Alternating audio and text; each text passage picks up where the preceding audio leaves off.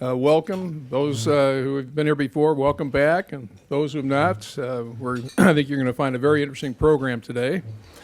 It's my duty and honor to introduce Joe Lehman. Joe is an engineer by training, joined the Mackinac Center in 1995, and went to Cato for a short time, came back, was named president of the Mackinac Center in 2008. During his tenure, Michigan has seen numerous free market policy advances in education, labor, and state fiscal affairs. Frequently published in national and state media, Joe has trained more than 600 public policy executives internationally on strategic leadership and communications. He and his wife are founders of Midland County Habitat for Humanity and are longtime Midland residents. Joe?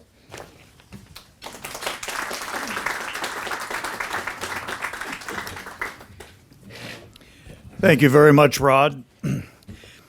Last week I spent some time in Latin America, and one of the best reasons to travel to other countries is to make us appreciate our own. And I was with other like-minded freedom fighter type folks in Latin America. And here we have a nice gathering today of about 50 or so of us. All from a very small area. I assume it was an easy drive for everyone. We had about maybe 150 in San Jose, Costa Rica, who had come from all over the continent. And it's just harder to gather a room full of like-minded freedom fighters in a lot of the rest of the world. And particularly, it's harder to gather people who think of themselves as financial supporters of a movement devoted to the ideas of liberty and free markets. Philanthropy is different around the rest of the world, and in fact, in Latin America, much of how they think of philanthropy is more of almost a business transactional sort of engagement. Whereas we know, because we know you as our donors, that sure, everybody gives for a reason, but we know that Friends of the Mackinac Center are motivated by high-minded ideals and the kind that this country was founded on. So it's just really precious to come before a group of friends and supporters, and I want to thank you for supporting the Mackinac Center. I especially want to thank Rod Lockwood, who is not only introduced me in a way that was totally adulatory and accurate, but just the way I wrote it. But Rod, of course, is our chairman, and Rod is our chief sponsor today. And I would like also to recognize members of the Mackinac Center's Legacy Society who are with us. Chris Powell, I saw Chris, and I know Chris is here, and Talbot Payne is here. Thank you, Talbot. And we have Stephen Thomas also as a member of our Legacy Society, but I think he let us know at the last minute that he could not arrive. But it's precious to be with people. And we don't have to, we have our own worries here in the United States, but not the same worries as our friends in Latin America. They're worried about Argentina and Milei, and will he be successful with his ambitious program, or will he flop in a big way and set back, the cause of freedom a few decades? You have El Salvador, where the gangs got so much out of hand that a strong man comes in and sets things right, rounds up tens of thousands of people, a lot of bad guys, puts them in jail, and probably a lot of good guys ended up being swept up as well. But he's polling at about 70% because people can now walk in the streets. We have the longtime socialistic basket case in Venezuela, Nicaragua, which is devolving into a surveillance state, Mexico in danger of tipping into being a narco state, and amazingly, there were so many problems to talk about last week in Costa Rica that we didn't get around to talking about Haiti, which is just in total collapse. So we don't have those problems here, but we take the problems we do have seriously because the rest of the world still does look to us. And the rest of the country looks to Michigan in many ways. We're at a down moment now for our ideas politically. People not friendly to our ideas control both houses of the legislature and the governor's office. That's temporary because these things are always temporary. Victories are never permanent, neither are defeats. We're working right now, and in fact, yesterday we submitted our briefs to the Michigan Supreme Court to require the government to recognize the plain language of a $700 million income tax cut written into law in 2015. And it was written as a trigger that whenever revenues got to a certain level, the tax cut would come into effect, and that happened last year. And we did see a drop in our taxes last year to the tune of $700 million, a couple tenths of a point on the income tax. But we've got some apparently really creative lawyers in the governor's office and in the attorney general's office, and they've said, we've read the text. We don't see the word permanent anywhere. So we guess the Republicans who wrote that tax trigger, they just meant it to be a temporary tax trigger. Well, of course they didn't. We're representing them in court. They are our clients at the Michigan Supreme Court this week. So that'll be news you'll be hearing more about soon.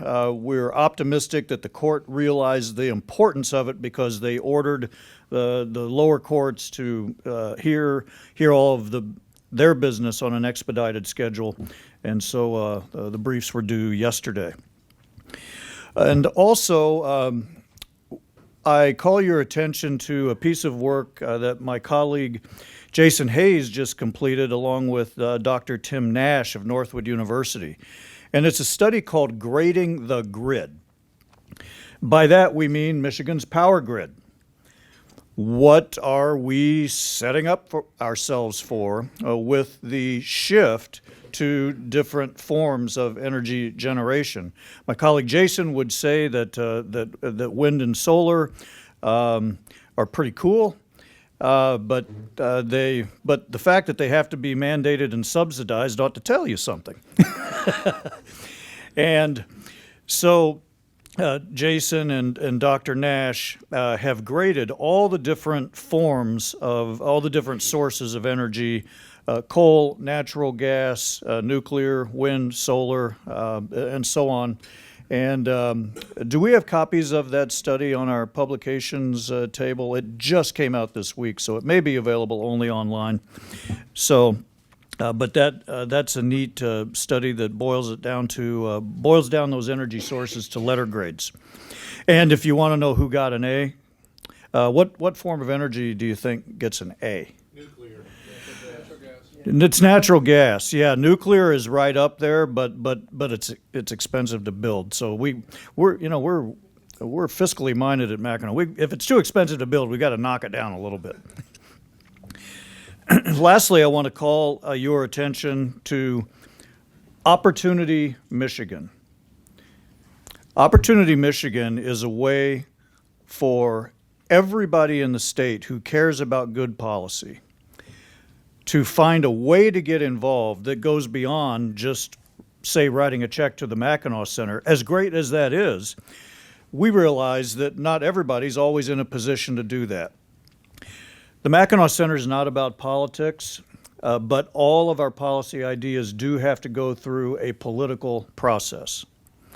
And so through Opportunity Michigan, when we have your contact information, and we already have such information for, I believe, 76,000 people in the state, we're able to deliver the right information to the right citizens at the right time with the right suggested action.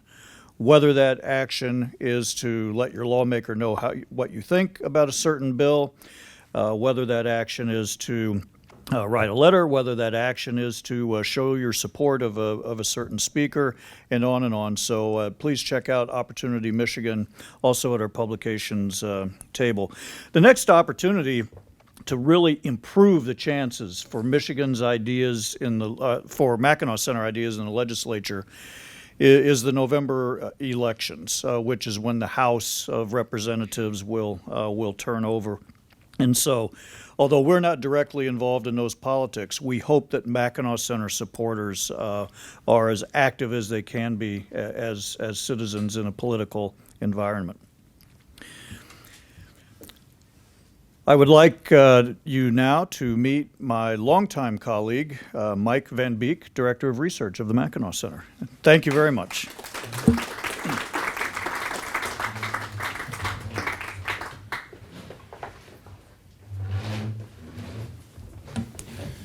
Good afternoon. It's my privilege to moderate the discussion that we're going to be having from our excellent speakers today, and I will introduce them. Barbara Kolm is the founder of the Free Market Roadshow, director of the Austrian Economics Center, president of the Hayek Institute, and professor of Austrian Economics at the University of Donja Gorica. Is that okay? All right, in Montenegro.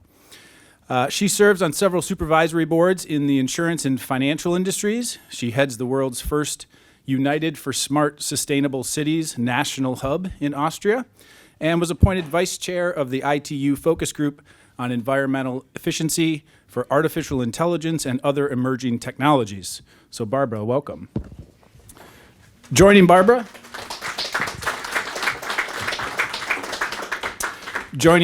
is Per Bylund. He is the associate professor of entrepreneurship and Johnny D. Pope chair in the School of Entrepreneurship at Oklahoma State University. He is also a senior fellow at the Mises Institute in Auburn, Alabama, and an associate researcher at the Ratio Institute in Stockholm, Sweden. Dr. Bylund's research aims to explain the market process of prosperity creation and economic development, and focuses on the nature and function of entrepreneurship, the impact of regulations, and Austrian economics. He has published widely in top journals in entrepreneurship and management. So welcome, Pierre.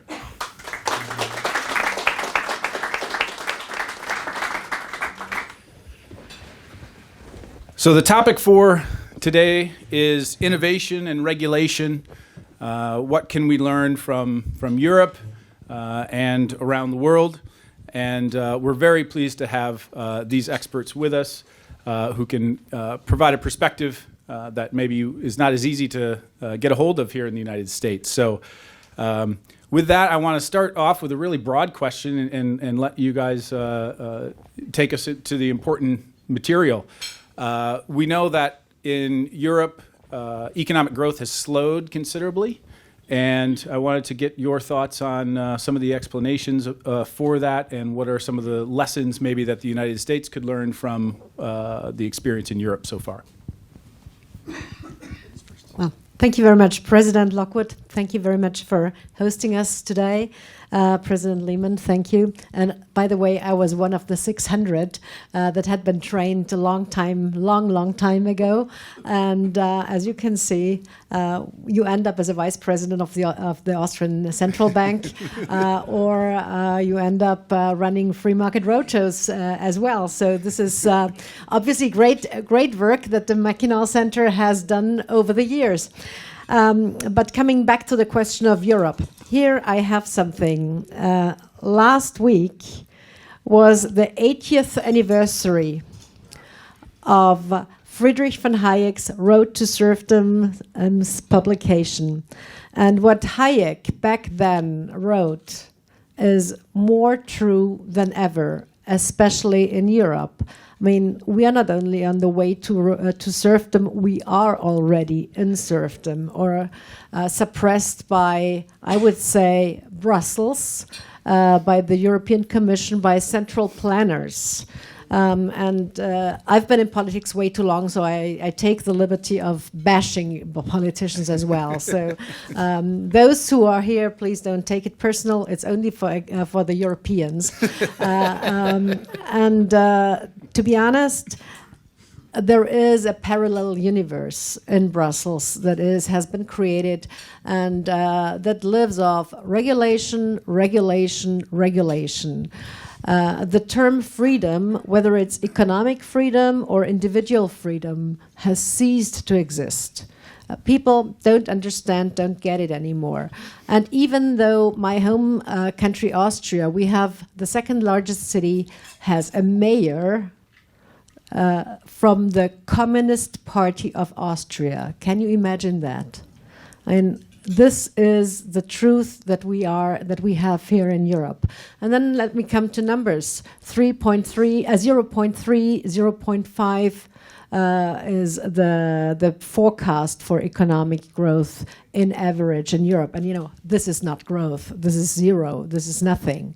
And how did we get there? Well, 30 years of bad socialism, of bad management, of running the wrong policies, whether it was on the migration front, whether it was on the energy front, and I'm sure we will dig deeper into that, and most of all, monetary policy. Our monetary policy has totally failed. Sound monetary policy has ceased to exist in 2000, and this is why we actually should warn. Our socialist and central planned policies have gotten us to this 0.3, respectively 0.5 numbers of growth, of not growth. And we don't want any other nation or any other continent to follow through. So I moved from Sweden 17 years ago, so I can't really speak about the politics right now, but I can totally agree with everything Barbara said, and also add that there seems to be something of a cultural shift and a mindset shift, both here and in Europe, in the sense that now central planning is not only okay, but it's supposed to be even better than markets. And I get that feeling both from the European Union and from politicians in Sweden, and also from young people and from politicians here in the US too, of course, that it seems like the starting point is that we can always tweak and adjust things and make things a little better through planning and through the correct political laws and the regulations. We can fix things that markets cannot. And at the same time, being an economist, even though I just like Sweden, I sort of fled economics. I fled Sweden. I'm in entrepreneurship instead. It seems economists have sort of failed to explain how the economy works. One example of this is something that I hear a lot, that people with education in economics claim that, well, markets can only work if markets are perfect. So if there's perfect information, and according to that economic model that you teach to freshmen, basically, then markets will work. But since markets are not like that, we need politics. And of course, it's exactly the opposite. Right? Markets work because they're not perfect. Markets help solve those problems because people don't know everything, because there is uncertainty and so forth. Markets can fix this, and markets can bring us closer and bring us economic growth. Somehow, the general understanding of it is exactly the opposite of what is being taught or what should be taught, which is kind of scary. I saw a study a few years ago showing that students who take courses in economics know less about economics after taking them than students who didn't take courses, which tells you that economists have sort of failed quite a bit. So I'm glad I'm not one of them anymore. But I think it's not only because economists suck. No offense to any economists in the room. But I think this is part of a cultural change, that we want to see the planning and the structure. We want to see someone from above fixing things, like a parent or a dictator or a politician or what have you, someone to just correct things because things are messy. And I'm seeing this among my students and among people we meet, but it's definitely, politicians have always thought this, of course. But now few people are pushing back on those ideas. And I think that is what we're seeing the past decade or two that they're pushing for more central planning, and a few people are actually saying, what is this central planning crap that you're selling us? Instead of saying, this might actually work, this is probably a good thing. So maybe we can fix the environment if only politicians get involved more.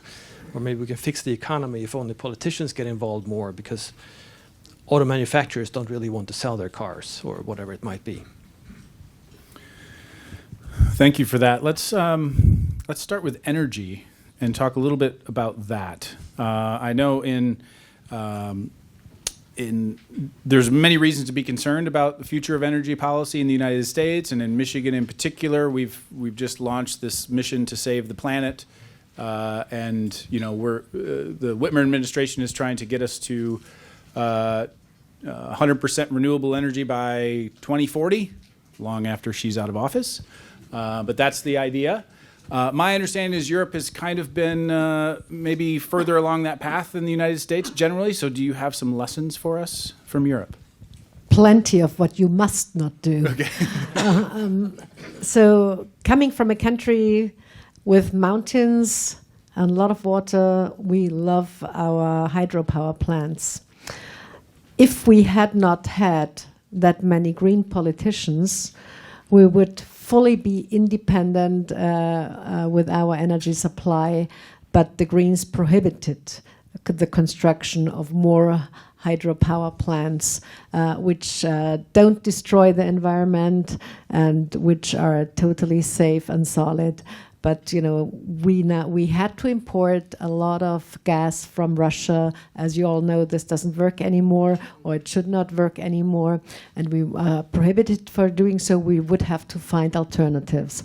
Well, Austria is also the only country in the world that has a nuclear power plant museum, because our nuclear power plant that was in the 1970s constructed by the socialist Chancellor Kreisky was, due to a plebiscite, not opened because people said no, nuclear power is not safe. So we must not have a nuclear power plant, despite the fact that we are surrounded by nuclear power plants from former communist countries, the Czech Republic, Slovakia, Hungary, etc., or the Germans, which, by the way, have turned their nuclear power plants off thanks to Merkel's wrong policies. And the Germans now import more expensive, the German industry, read that, the German industry is importing more expensive nuclear power energy from France to produce or to keep their plants running than if they had not turned their own nuclear power plants off. Now let's take the full circle. The EU has made a regulation that has regulated that nuclear is safe, and it's equally good as any other a form of energy that is sustainable, like solar and wind. So now officially nuclear power plants in Europe are safe. Too bad for the Germans to have turned them off too early. These are all the jokes. Then, and you mentioned that wind and solar, subsidized energy. It's subsidized energy. So if we believe in markets, we would say, no, this is not a functioning model. Why would you subsidize a model if it worked? So it's not sustainable, it's not functioning either. And the joke is that the Germans have to sell their expensive windmill energy to Switzerland and Austria because they cannot store it, because they don't have hydropower plants where they can use or ask for the energy when it's needed. So we, Austrians and Swiss, sell this supposedly cheap, sustainable energy to a much higher price back to the Germans. This is where we stand, and this is neither competitive and nor sustainable. So I think I have given you just a couple of examples. There would be many, many more on that front, but Europe is struggling as with all those ideas that are imposed from top down and not from bottom up. And competition is definitely none of their ideas that has been embraced by politics, unfortunately. I think it's fair to say that the Greens hate energy. I mean, end of story. They have some fancy for certain types of windmills and things like that, but they really hate that we have energy, and that is the problem. But I can take some of what Barbara said from my native Sweden, where I still have family. It's fascinating how the subsidy structure determines exactly what types of cars people have and how they warm their houses and so forth. And I can take just my brothers and their families in Sweden, how they change their cars and buy new cars every time they change the subsidies a little bit. Because the outcomes are never what they were planning for the outcomes to be in society, with emissions and with how many cars of this type and so forth. So of course there are subsidies for EVs, so people buy EVs. As soon as the subsidies expire, they immediately get rid of their EVs, so the market price plummets. The same thing with the balancing between diesel and gasoline. Suddenly my brothers bought diesel cars because they were, relatively speaking, cheaper due to the subsidies and taxes, and of course the taxes are really high. And then the market price changed a little bit, so the subsidy situation changed, and suddenly they were getting rid of their diesel cars and instead buying some hybrid gasoline or some full gasoline or some other car, whatever it might be. So they're changing their consumptive behavior completely based off of the subsidy structure. So it's no longer about, I need a car that is reliable that can take my family to wherever we need to go, but rather, let's just follow with whatever rules the politicians have put in place, and then when things change a little bit, we just change completely what we do. What about monetary policy? Barbara, I know you study that a lot. Can you give us a lay of the land for what's happening in the EU and in other or in European countries? Two things, if I may, I would discuss. One was the asset purchasing programs and the pandemic emergency purchasing programs after COVID. When we were thinking after the GFC, it was bad with regards to QE. Then after the PEP program, it really got worse because we increased the amount of money in circulation by 8 times again. So and the balance sheets of the central banks are finally being reduced, but only by 30 billion per month, which is in contrast nothing. But the real burden that I see, or the things that are worrisome, is the central bank digital currencies, and this is something, especially from a market-based and freedom point of view, something that we should definitely put a huge question mark behind and say no, no, no. Because at least as a libertarian and a free market person, I want to choose. I want to choose which means of payment I make. I know here in the US, credit cards are much more used than with us, for example, in Europe. But cash actually is still the only legal tender, and Europe has now come to the idea, we need to have this central bank digital currency because we cannot allow Facebook, which by the way has given up on a digital currency, but we cannot allow the private sector. We cannot allow the private sector to take over.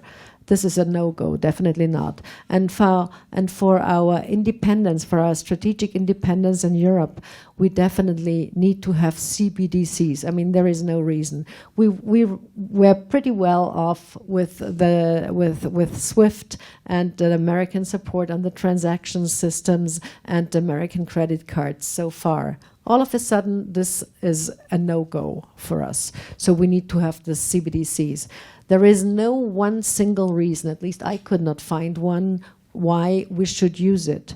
And we can still have our transactions made from via cash or the current system.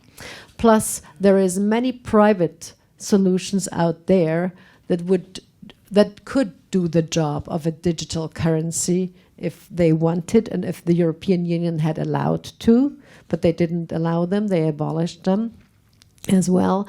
Plus, why would you run a system on credit cards or on bank cards as well? Because it's nothing else but having a digital wallet just issued by the ECB, and that you can use as your as your bank card from your retail bank. This is something that definitely doesn't work.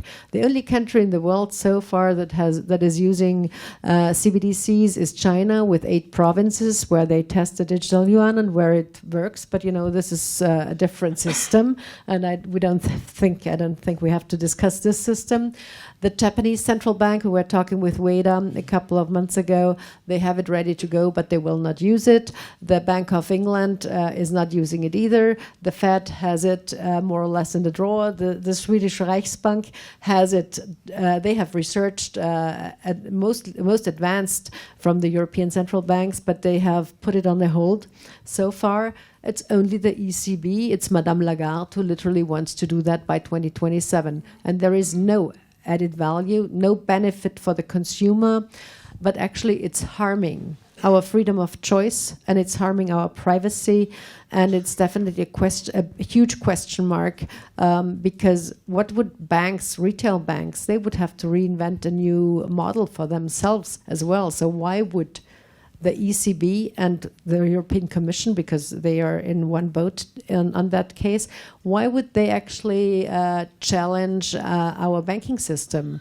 And that's something that I would definitely think is very, very bad. If I could, Barbara, just follow up with that. So they're not creating a digital currency and adding it to the lists of currencies that could be used. This is about forcing all transactions to be used with this currency. Is that right? Well, yes, that's more or less. It's not the digital currency or the Bitcoin and cryptocurrencies that we have. I mean, they don't even know on which base they want to run it, whether it's a tokenization or whether they want to run it with accounts. The Italians want to run it with in an account system, because then they would have an additional added value, because they run the European Central Bank's transactions on their accounts. But actually, the tokenization would be, if one wants to do that from a technical perspective, the only logic solution. But that's not what they want to do. And the issue will be, in the end, will we keep our cash still, or will we eventually abolish cash and just have our digital payment system, which, is not what we want with regards to freedom of choice. Well, I'm not a central banker like Barbara, but yeah, I think this is the greatest threat probably to liberty that we've seen in a while, and it's moving really fast too. I mean, implementing it by 2027, that's faster than the worst nonsense in California. So this is coming now. It's already being implemented if they're to make 2027 at all, and to me there's no doubt what the actual aim is, and it's control. It's control over not only people's purchasing behavior, but their wallets. Because with any such programmed cash or programmed digital cash, you can make money disappear, and you can split money into more if you like to, and so forth. So there's going to be like a food stamp program, basically, where any money that you have is the government or EU will be able to say that you have to spend certain amounts on food and certain amounts on clothing for your children, and if you don't, the money will disappear. And if you do, if you spend just like the politicians want to, then here's magically a little more money. So I think that is the promise of the system. Nobody will ever admit that. Yeah, of course not. but that's the only reason you would want a system like this. And it even in Sweden, like you mentioned, where they have investigated the idea and the technology and everything. I mean, the technology is there. I don't think that is a problem at all. But they chose to postpone for now that sort of a reform, even though Sweden is already a cashless society. You can't really use cash in Sweden. And most banks will not allow cash if you go to a bank office. So you will have to call for an appointment, and I'm not talking about like $100,000 in cash, because most banks will find that a little upsetting. But even if you have just a little bit of cash and you want to deposit it into your checking account, you can't do that unless you call for an appointment several days in advance, because they don't know how to handle cash. And even in that country, they postponed the CBDCs. But pan-European CBDC, that seems to be not only possible, but it's going to be reality in 3 years. That's ludicrous. Well, let's move into an easier subject, AI. Pierre, I know you've written a lot about this and thought a lot about this. Can you give us some thoughts, maybe some promising thoughts on the promise of or the innovation that might be led by some of these new computer programs and innovations that we have? Well, I'm thinking if we can maybe replace central bankers with an AI, it might be better. No, you're right. My previous career, I was in IT and systems development, so I looked into this a little bit, and we talked about this earlier too. That what we call AI today is really a language generation sort of bot. So it's not really an intelligence. It's just really good at spitting out answers that sound like what a human being would have spat out or answered to your question. It has, so all these chat engines, they have no clue what is true, what is false, what is just made up. It's just generating sentences and paragraphs that sound a whole lot like what a person would have written based off of all the texts that it's already been through. So in that sense, it's very opposite of intelligent.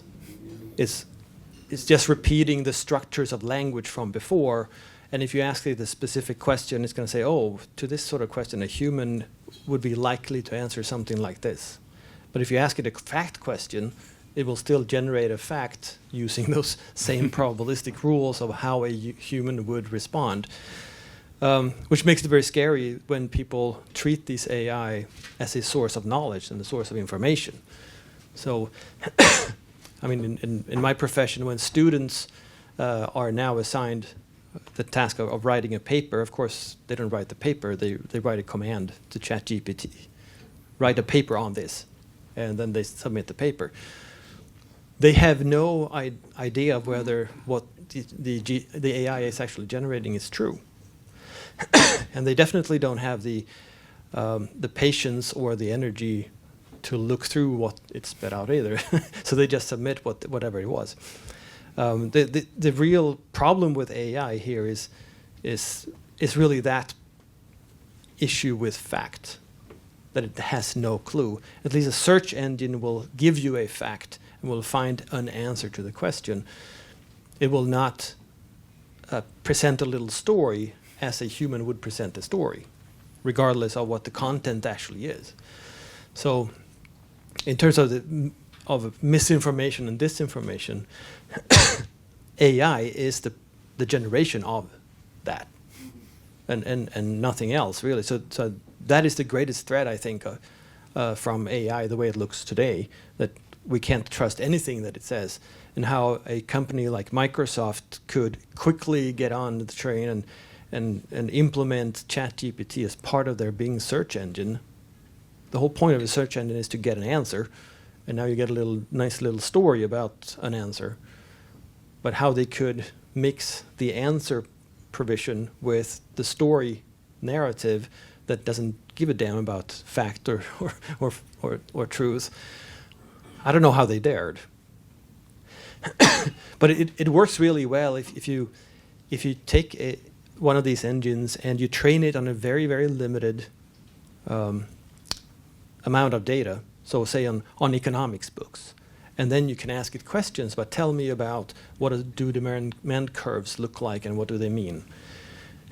Then it can, based off of only the economics books that it has in memory, so to speak, present good stories about that. And of course, it will never get tired of answering the same damn questions over and over again. So it won't get the attitude problems that you might get with a professor, for instance. So that's a good thing. And the same thing with customer support and things like that, or maybe selling by calling people and selling stuff. That an AI can mimic people's voices and continue the conversation with the aim of selling stuff. So I mean, in that sense, the economic impact will be replacing people in those fields, which is, well, good and bad. It's bad for those people in the short run, but it's good for most of us in the longer run, because it relieves this labor from those tasks, and we can use those for much more value-creative tasks. So I think it's very promising to get to that that part. AI is much more promising than central banking. So it is actually productive in some sense. So it does give us something, and I think we should be hopeful. That the problem there, of course, is, as always, that government wants to get involved and regulate it, and not only make sure that we get actual facts, but that we get the government's facts, whatever they might be, and however they might change. Yeah, it's interesting to me, anyway, that the people who seem to be clamoring the loudest for regulating these AI technologies are the ones who are making the AI technologies. So it's you can't help but wonder if they're just trying to capture the regulation and use it for their benefit, so that they will be the ones who get the big contracts with the government or whatever it is. Well, yeah, of course, and it's the same issue as with Walmart and Amazon being big proponents of a higher minimum wage, because they're already established in the marketplace and they can afford those higher wages, but upstarts and potential entrants and new innovators who will undercut them and provide a better service, they can't. So, of course, those who have already developed an AI, they would like all kinds of regulations and be on board with the government and be really cozy with the government, because then no one else can enter.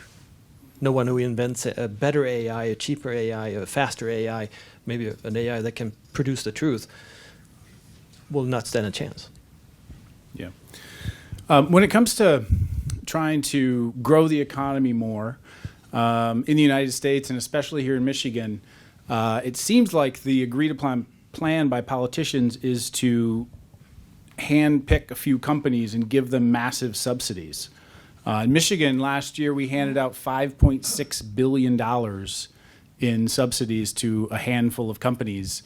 That's more than the state raises in total business taxes from everybody else. So literally, we're just taking money from these businesses and handing it over to a few of these. And of course, they're in politically popular industries like battery manufacturing and electric vehicles and those sorts of things. I wonder, you have the same sort of prospects in Europe? Is that the way politicians think about growing the economy? Is there anything we can learn from the other side of the pond? In short, taking other people's money and redistribute it, and until we finally run out. And as Lady Thatcher, if I may paraphrase her, she said, socialists take other people's money and redistribute it until they run out of it. And since we do all our magic programs at the central banks, we unfortunately don't run out of these monies. So it is a very unwise and unsustainable and not very smart move. And Germany, just the best example. Why have they all started? I mean, the great car production of Germany. I'm a big fan of those cars. The history of those cars, the engineering of those cars. Can Careful here. You're in Detroit. You, remember? you are, yes, I know, and this is why why people understand what happens when you destroy an industry, and the car industry has been destroyed by the wrong incentives and by subsidies. When the Green Deal came or was discussed first, our smart governments thought, "Oh, we need to do something. Let's all change. Let's all go to e-cars. Let's produce those, and we will finally get rid of the diesels and those super nice cars with many horsepowers that consume all the energy, all the oil, all the gas." And we will be a super clean country and nation. We will be number one in the world. What happens? The car industries got all the subsidies to change the production lines, to change the technology, and in the end, the subsidies were cut. We had a couple of crises. Subsidies could not be afforded anymore, and finally, there was no demand because, after all, there is a strange thing that is being called supply and demand. And one Nobel laureate, who is a good friend of, I think, all of us here, Vernon Smith, has put it this way. The laws of the market, the laws of supply and demand are God-given laws. So make it as simple as that. And if you if you interfere constantly by providing the wrong incentives and by providing subsidies, those laws will not work anymore. So the German car industry is dead. And so is consequently the supply industry in other countries. And this will be an avalanche and a downward spiral to many industries. But this was just the car industry. Solar panels, same thing. Subsidies, and then all of a sudden the Chinese could produce it much cheaper despite the subsidies. All the solar panel producers in Europe were dead. And this is just two examples. There are many more. I think Europe has a long and proud tradition of picking winners and losers, both nationally and on the European Union level. I think the way it's usually phrased, we sort of miss what is going on when we have these systems and subsidizing certain products or certain businesses.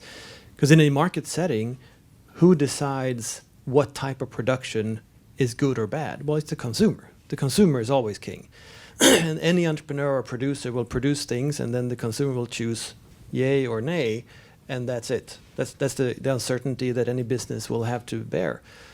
When you subsidize one over the other, and when you pick winners and losers, what you do is replace the consumer's power over what is being produced by politicians' power. And if you think politicians can do a better job at figuring out what consumers should consume than consumers themselves, then it seems like a great way of doing it. But of course, consumers tend to think for themselves and make their own choices, and they hardly ever fit with politicians' choices.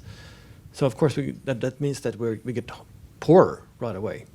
And Europe has been on this road for quite some time. And Sweden too, if you look at Sweden's development over time, the big Swedish companies, except for some of the recent ones like IKEA and Spotify or whatever else, they're all started at the same time in the late 19th century. Mm.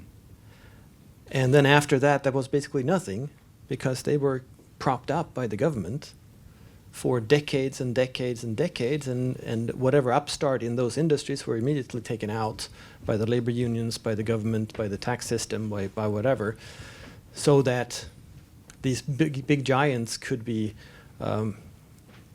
export more and get more money into Sweden, which is not a way of growing rich at all, but the stats look great, at least for a while. My apologies. I should have mentioned this right at the beginning of the event, but we have at your table, there are cards where you can write down some questions if you have some for our speakers here. We're going to spend the rest of the time, we have about 10 minutes where we can field some of your questions for the speakers. I have one of them here, big question, so hopefully this will give us time to collect some more. Do you think that the direction that the United States is on, and Europe is maybe further ahead, Is it reversible? What can we do? What should we try to do to reverse these, to get going the other way on the road to serfdom? Do you want to start? Well, as an Austrian economist, I always believe, and I'm an optimist, and I always believe in solutions and in humankind and creativity and innovation. So obviously, yes, we will. It's late, but it's not too late. But we really need to get our act together via structural reforms that will hurt and that are not very comfortable for people, for individuals, neither for enterprises. But this is definitely something that needs to be done. And as a reminder, when Hayek wrote it, The Road to Serfdom, I mean, he was warning against central planning and against the totalitarianism from all sides. And this was 80 years ago. And then we saw, a backlash. We saw more freedom in the early 50s, 60s, 70s. Even the Berlin Wall fell, and we all thought, oh, finally, mankind has gotten it.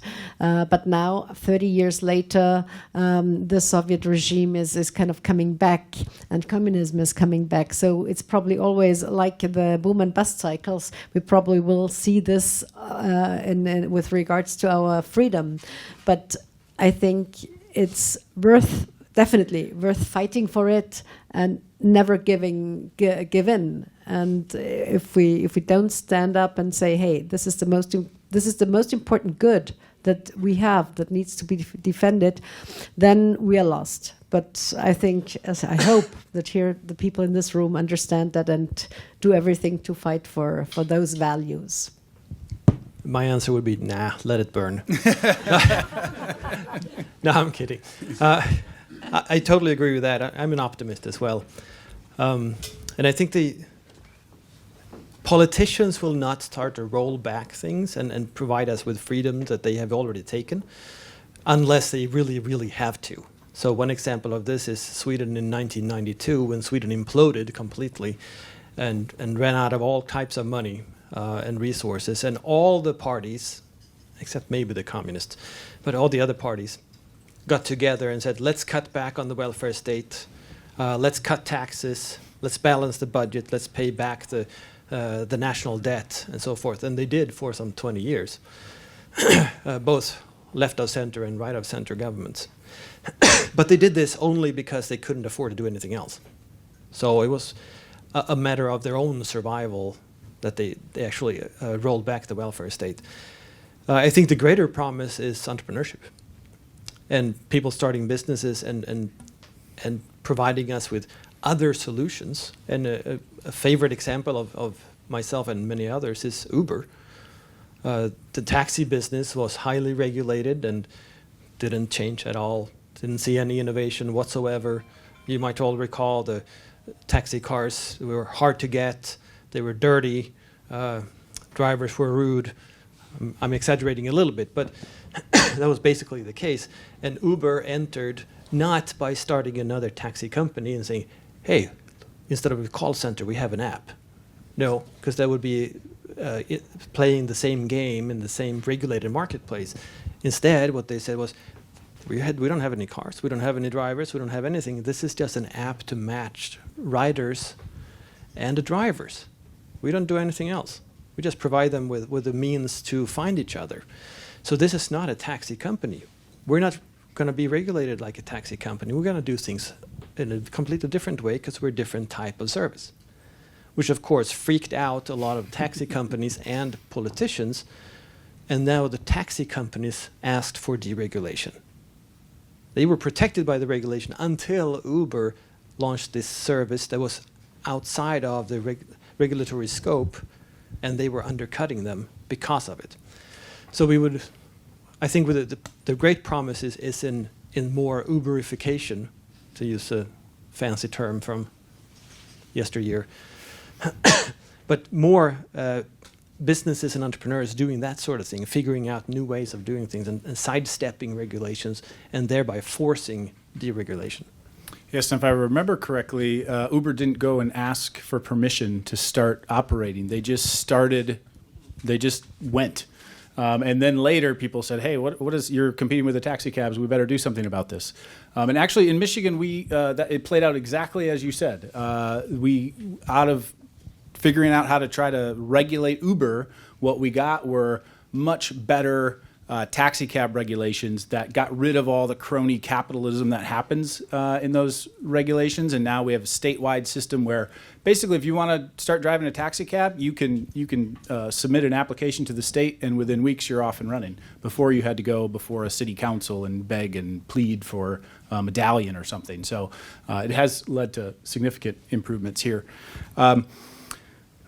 I wonder, one of the questions here from the audience is, why do we keep falling for the same kind of trick that we think we can now centrally plan our way into prosperity, that we can pick the winners this time around?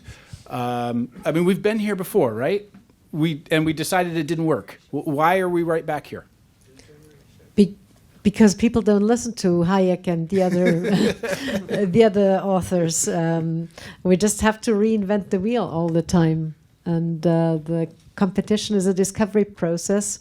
And I think we should even better compete with the other ideas, and should stand up and fight more and fight harder in order not to get it to the worst. Unfortunately, yes. I mean, again, boom and bust cycles. Yeah, I agree. We have to win the cause of liberty every generation. And that's why the shape of public schooling today is definitely not helping us. Not only don't children learn anything in school, but they learn ideology, and it's not the proper ideology, let's put it that way. Right? So my students, when I get freshmen, they're typically rather brainwashed. I have to sort of re-educate them before I can educate them, because they have these strange ideas about profit as exploitation, and we're talking about Oklahoma here, which is very shocking. But you have those who are homeschooled; they have a very different view of things, and they might be brainwashed in other ways, but they have learned things about how the economy works that typically is much better than those who have been through public schools. But I think we need to do a much better job at reaching out to people and having this discussion, because just sound economics is something that people just don't grasp.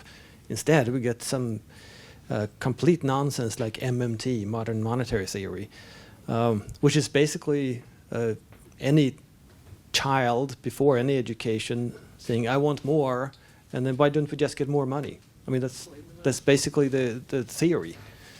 And government is producing it. That too. And any grown-up, and there aren't a whole lot in government, any grown-up would know that that's not the case. It's not that you go to the wall and you get money when you withdraw using an ATM card. You don't get free money. The money came from somewhere, right? But people don't really understand this, and they call it a theory. In short, we need more Mackinac Centers. It sounds like an excellent way to end this event and this lunch. Would you join me in thanking our speakers?